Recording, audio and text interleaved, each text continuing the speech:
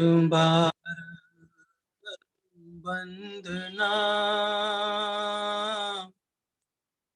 सतगुरु चरनी माही।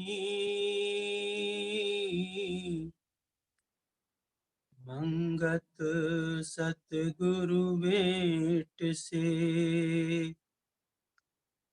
फिर गर्भ नहीं आई। बार बार करूं वंदना सतगुरु चरनी माही। मंगत सतगुरु भेंट से फिर गर्भ नहीं आई। ओम ब्रह्म सत्यम सर्वधार। सभी पूज्य माताओं और प्रेमियों के चरणों में दास का सादर ओम ब्रह्म सत्यम। सभी को प्रणाम।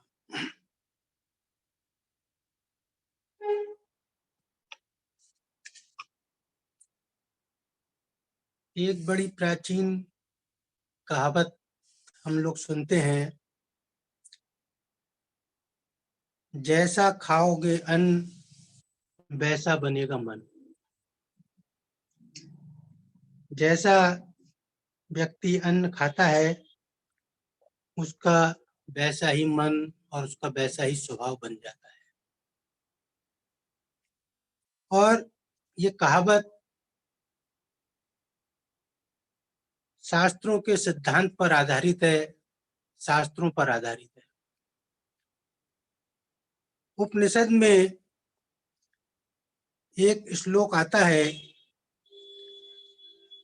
वहां लिखा अन्नम सितम त्रेधा विधीयते तस्य या स्थविष्ठो धातु तत्पुरुषम भवति यो मध्यम तन्मासम भवति यो अणिष्ट तत्मना। अर्थात खाया हुआ अन्न 3 प्रकार की गति को प्राप्त होता है। उसका अत्यंत स्थूल भाग मल बनता है, मध्यम भाग से मांस बनता है और अत्यंत सूक्ष्म भाग से मन बनता है। इस तरह अन्न के संस्कारों एवं प्रकृति का मन से सीधा रिश्ता है। कह रहे हैं कि जैसा अन्न खाता है व्यक्ति, उसके अलग अलग भाग बताए, लेकिन अध्यात्म में जिस चीज की चर्चा करते हैं वो कह रहे हैं उसका अत्यंत सूक्ष्म भाग, उससे उसका मन पर प्रभाव पड़ता है। जैसा अन्न खाएगा उसका वैसा ही मन बनेगा, वैसे ही विचार बनेंगे। एक बड़ा ही प्रत्यक्ष उदाहरण इसका महाभारत में मिलता है। जब कुरुक्षेत्र की भूमि में कौरवों और पांडवों का युद्ध चल रहा था, उसमें ऐसा दृष्टांत आता है कि अर्जुन ने भीष्म पितामह को इतने बाणों से भेद दिया कि जब वो धरती पर गिरे तो वो बाण ही उनकी सैया बन गए। इतने बाण उनके लगे थे कि वह उनकी सैया बन गए। और उनका जब अंत समय आने लगा तो भगवान कृष्ण ने पांडवों को ये सलाह दी कि ये भीष्म पितामह महाज्ञानी हैं, महान नीति के जानकार हैं, इनसे आप लोग कुछ ज्ञान लीजिए। तो सभी पांडव, 5 पांडव, द्रौपदी और भगवान कृष्ण उनके सन्मुख जाकर खड़े हुए और उनसे प्रार्थना की कि उनको कुछ ज्ञान और उपदेश दिया जाए। तब भीष्म पितामह उनको ज्ञान का और नीति का उपदेश करने लगे। जब वह उपदेश कर रहे थे तो अचानक द्रौपदी को हंसी आ गई उनके नीति के उपदेश सुनकर। पांडवों को ये बुरा भी लगा, लेकिन कृष्ण ने उनको शांत होने का इशारा किया। भीष्म पितामह ने, वो जानते तो थे, लेकिन फिर भी द्रौपदी से उसकी हंसी का कारण पूछा। तब द्रौपदी ने ये कहा कि आप तो महाज्ञानी हैं और इतने सुंदर, इतने महान आप नीति के उपदेश कर रहे हैं हमको, लेकिन एक प्रश्न मेरा है कि जब कौरवों की सभा में मेरा इतना अपमान हो रहा था, मुझको दुशासन जो है वो निर्वस्त करने की कोशिश कर रहा था, उस भरी सभा में आप भी मौजूद थे और आपके मुंह से ना तो इसके विरोध में कोई स्वर निकला। आप शांत बैठे उस दृश्य को देखते रहे। उस समय आपका ज्ञान और नीति ये सब कहाँ चले गए थे? तब भीष्म पितामह ने कहा कि द्रौपदी, तुम्हारा कथन बिल्कुल सही है, लेकिन उस समय क्या था कि मैं दुर्योधन का अन्न खा रहा था, उसके राज्य में था, उसकी सेना का प्रधान था और उसका अन्न खा रहा था। तो चूंकि उसके अन्न का मेरे मन पर ऐसा प्रभाव था कि सब कुछ देखते हुए गलत, मुझको लगता था ये गलत हो रहा है, लेकिन उसके बावजूद मैं उसका विरोध नहीं कर सका और मैं मजबूर था कि शांत रहने के लिए। तब द्रौपदी ने कहा कि जब आपने उसका अन्न खाया, सारा ज्ञान आपका ढक गया, सब नीति आप भूल गए, फिर आज कहाँ से ये सब ज्ञान और नीति आपको याद आ गई? तब भीष्म पितामह ने कहा कि द्रौपदी, आज जब अर्जुन के इतने बाण मेरे शरीर में लगे हैं, उससे सारा रक्त मेरा प्रवाहित हो चुका है, तो जितना मैंने उसका अन्न खाया था, उससे जो मेरा रक्त और शरीर का जो जो तत्व बने थे, वो आज सब प्रवाहित हो गए और आज मेरा शरीर शुद्ध हो गया और इससे आज मेरा मन भी शुद्ध हो गया है। इसलिए आज मैं वह ज्ञान और नीति का उपदेश करने में सक्षम हूँ। ये एक बड़ा महत्वपूर्ण उदाहरण है, एक प्रत्यक्ष उदाहरण कि जिस जैसा हम अन्न खाते हैं उसका हमारे मन पर क्या प्रभाव पड़ता है। अगर सार्वजनिक जीवन में हम देखें तो लोग इस बात को कोई महत्व नहीं देते। आजकल हमारे घरों में, परिवारों में किस तरह का अन्न खाया जाता है और जो हमारी अगली पीढ़ी आ रही है, हम सब भली भांति परिचित हैं कि उसका इस विषय में कोई उसका ध्यान बिल्कुल नहीं जाता कि हम क्या खा रहे हैं और इसका हमारे मन पर क्या प्रभाव है। गुरुदेव का एक उपदेश है इसी संबंध में। गुरुदेव मार्च 1938 में जलमादा में ठहरे हुए थे। वहां पर उन्होंने आहार और व्यवहार की शुद्धता पर एक उपदेश दिया था। उसका एक छोटा सा अंश दास संगत की सेवा में रख रहा है। कह रहे थे महाराज जी का, उसका सारांश ये था कि जीव शरीर की कैद में आकर भोग पदार्थ एकत्र करने लग जाता है।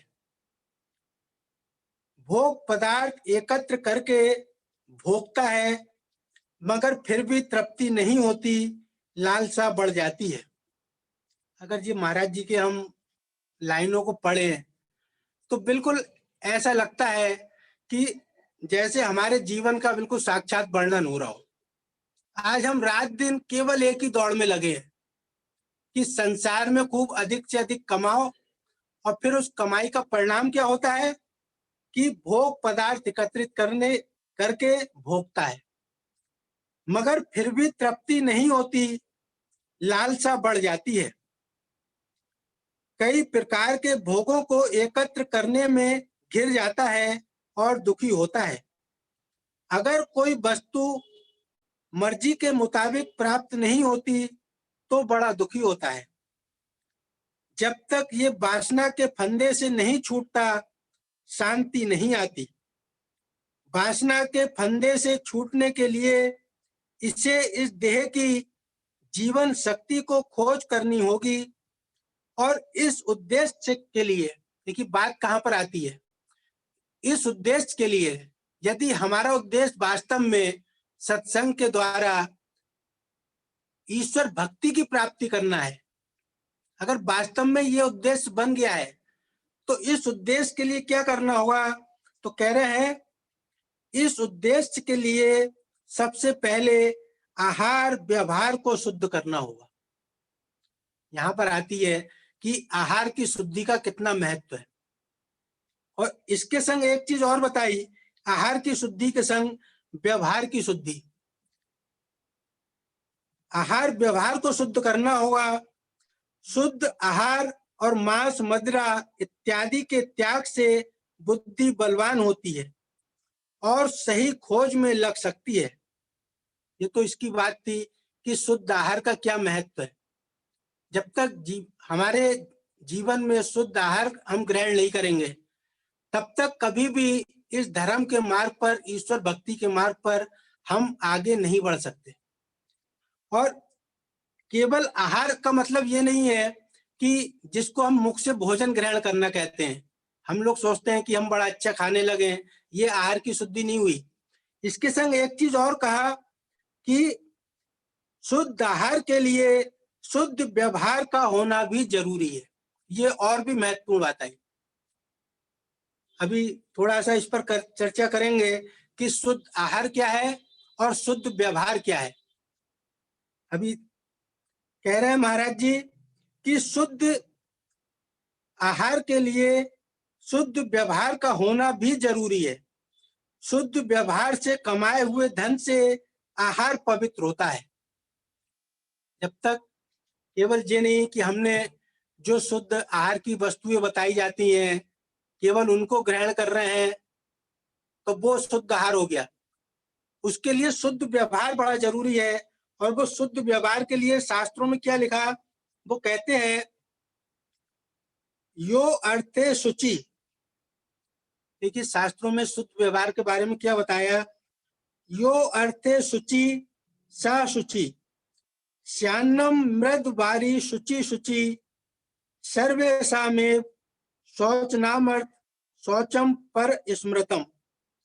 अर्थात केवल मिट्टी एवं पानी से शुद्ध की गई वस्तु ही शुद्ध नहीं होती कि हमने बड़ा वस्तुओं को साफ करा, शुद्ध पानी इस्तेमाल किया, शुद्ध बर्तन इस्तेमाल किए, ये पवित्रता नहीं है।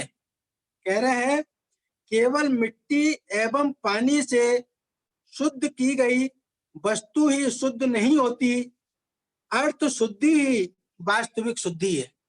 यहाँ पर यह बात बता रहे हैं कि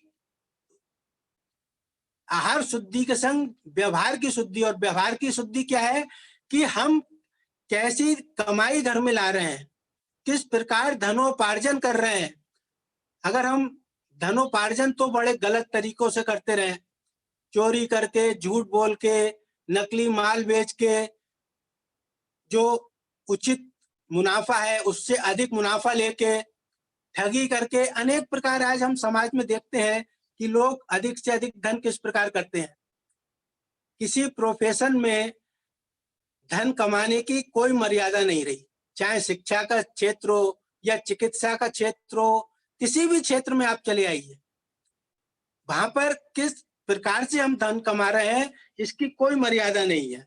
तो सत्पुरुष कहते हैं कि जब तक पवित्र व्यवहार के द्वारा एक उचित व्यापार करके, उचित कमाई करके, अपने हक की कमाई करके, और उस कमाई से जो हमको लाभ प्राप्त हुआ है, जो कमाई प्राप्त हुई है, उसमें जो शास्त्रों ने बताया कि उस कमाई में किस किस का हिस्सा है, शास्त्र ये कहते हैं उस कमाई में, जो भगवान कृष्ण गीता में कहते हैं कि जो यज्ञ के हिस्से को स्वयं खा जाता है वो पापी और चोर है।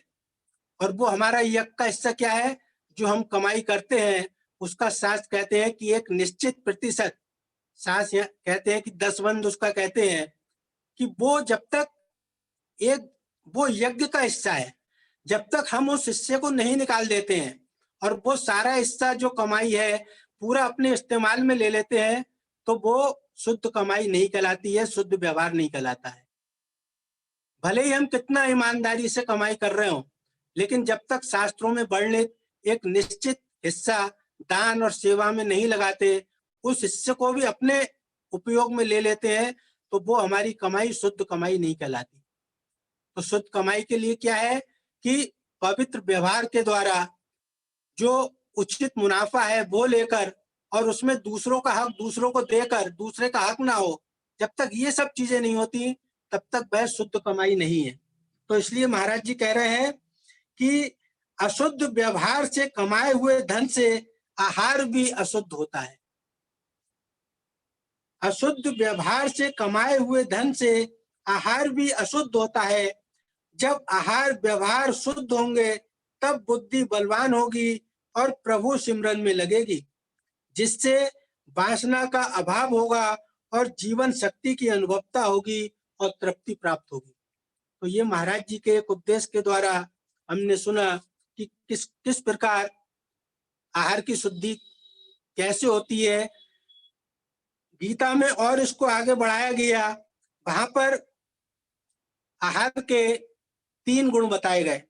वहां पर कहते हैं कि 3 प्रकार का आहार होता है, एक सात्विक आहार, एक राजसिक आहार और एक तामसिक आहार।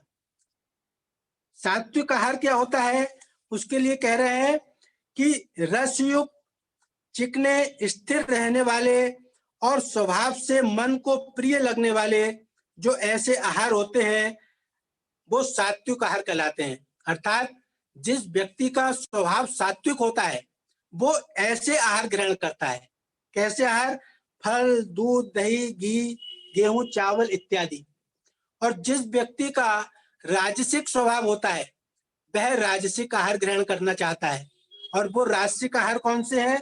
उसके लिए कहा कि उत्तेजक, तेज स्वाद वाले, बहुत चटपटे, खट्टे पदार्थ, ये राजसिक आहार बताए।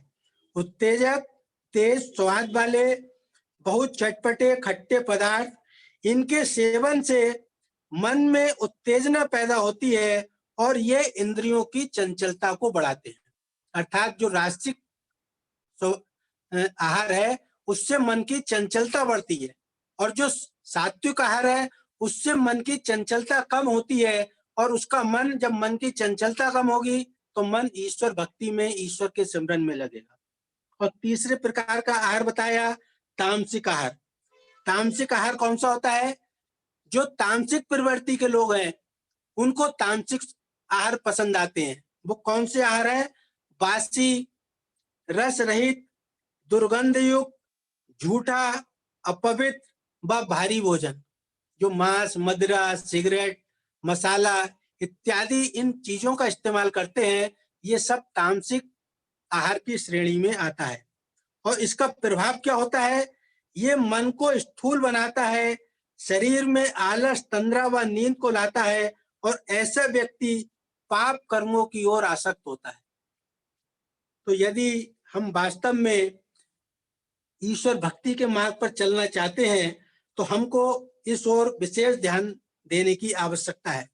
क्योंकि उपनिषद में एक श्लोक और आता है, वहां पर लिखा कि आहार शुद्धो सत्व शुद्धि, आहार शुद्धो सत्व शुद्धि, सत्व शुद्धो ध्रुवा स्मृति, और स्मृति लम्बे सर्व ग्रंथि नाम विप्र मोक्षा।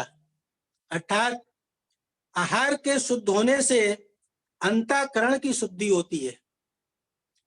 ये शास्त्रों का निर्णय है। हम भले ही अपने मनमाने आचरण से कैसा भी आहार ग्रहण करते रहें,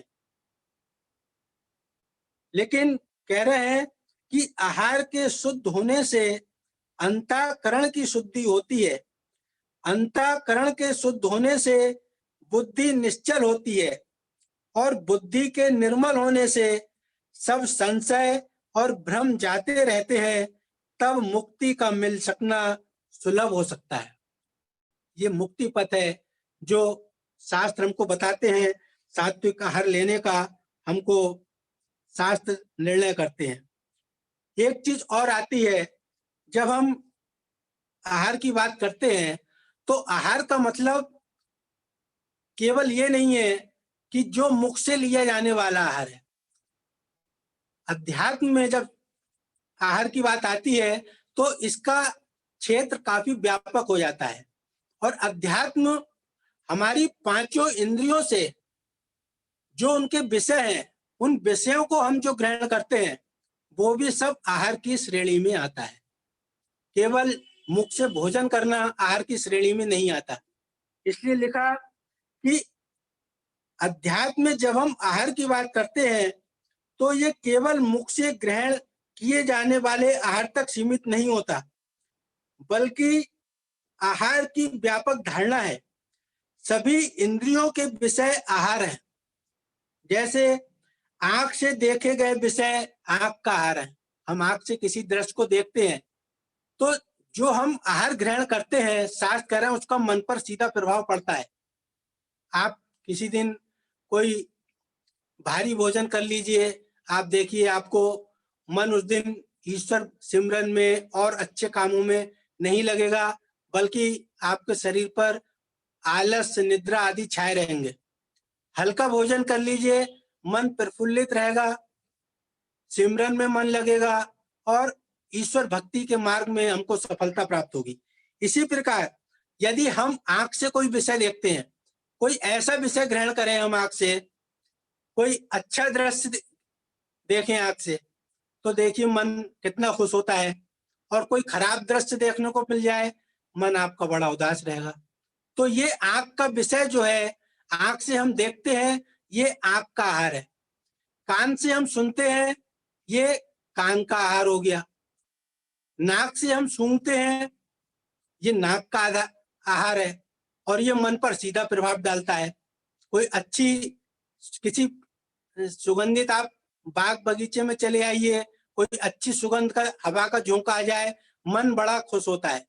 और यही कोई दुर्गंध युक्त वातावरण में चले आइए, नाक का विषय है ये, तो मन बड़ा परेशान हो जाता है। इसी प्रकार सभी इंद्रियों के अपने अपने विषय हैं। तो इसलिए कह रहे हैं कि आंख से देखे गए विषय आंख का आहार, कान से सुने गए विषय कान का आहार, नाक से सूंघे गए विषय नाक का आहार, त्वचा से स्पर्श किए गए विषय त्वचा का आहार और जिह्वा से स्वाद लिए गए विषय जिह्वा का आहार हो गए। और इनका मन पर क्या प्रभाव पड़ता है, इसलिए गुरुदेव कहते थे, जब कोई प्रेमी आता था तो महाराज जी कई बार पूछा करते थे, प्रेमी क्या पिक्चर देखते हो? एक प्रसंग आता है कि किसी प्रेमी ने कहा, हाँ महाराज देख लेते हैं। कौन सी पिक्चर? बोले धार्मिक पिक्चर देखा करते हैं। तब महाराज जी ने उससे कहा, मतलब मना किया करते थे वो इन सब चीजों को, कि जिसका मन पिक्चरों में लगा है, जिसका मन टीवी में लगा है। आजकल हम अपने जीवन में देखें कि हर समय मोबाइल हमारे हाथ में रहता है, नाना प्रकार की हम उसमें सामग्री को देखते हैं, तो मन उसी का चिंतन करता रहता है। किसी दिन आप कोई कान से गाना सुन लीजिए, आप सिमरन करने बैठेंगे, मन में वो गाना वो घूमता रहेगा। इसलिए सत्पुरुष जो शास्त्र है वो हमको किसी भी प्रत्येक इंद्री से ये हमको सचेत करते हैं कि कोई भी ऐसा आहार अंदर नहीं जाना चाहिए जिससे मन हमारा ईश्वर भक्ति से हटकर, सिमरन से हटकर और उसका चिंतन करने लगे। गुरुदेव की वाणी हमको आहार के विषय पर कुछ शब्द है, कह रहे हैं, महाराज जी ने आहार के ऊपर लिखा कि आहार पवित्र देव बुद्ध परगासे, देव कर्म में कीजे बासे। आहार पवित्र देव बुद्ध परगासे, देव कर्म में कीजे बासे। आहार पवित्र अपरम गुण देवे पवित्र आहारी प्रभु चरण को सेवे। पवित्र आहारी प्रभु चरण को सेवे। और जो मलिन आहार करता है उसके लिए लिखा कि आहार मलिन नित करे अशांत संशय उपजे नाना भ्रांत।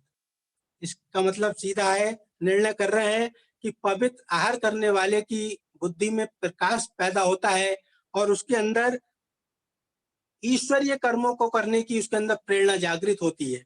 और जो आहार मलिन करता है, तामसिक भोजन करता है, उसके अंदर संशय उपजे नाना भ्रांत। उसका परिणाम क्या होता है कि उसको ग्रंथों की भाषाओं पर, गुरु के वचनों पर, शास्त्र के वचनों पर उसको विश्वास नहीं होता। अनेक प्रकार के आप वो कुतर्क करता है। आप देख लीजिए किसी ऐसे व्यक्ति से जो मांस, मदिरा, शराब इत्यादि का सेवन करता हो, भले ही कितना सत्संग में आता हो, लेकिन उसके जीवन में इसका कोई प्रभाव नहीं पड़ सकता। अंत में गुरुदेव कह रहे हैं कि खट्टा मीठा तीखना चटपटा नित खाए, मंगत दीर्घ वासना मन को नित भरमाए। निर्मल आहार नित कीजिए, निर्मल पाइए विचार, मंगत महिमा साहेब की तब चित करे विचार। जब व्यक्ति निर्मल आहार करता है उससे क्या होता है, उसको निर्मल विचार प्राप्त होते हैं।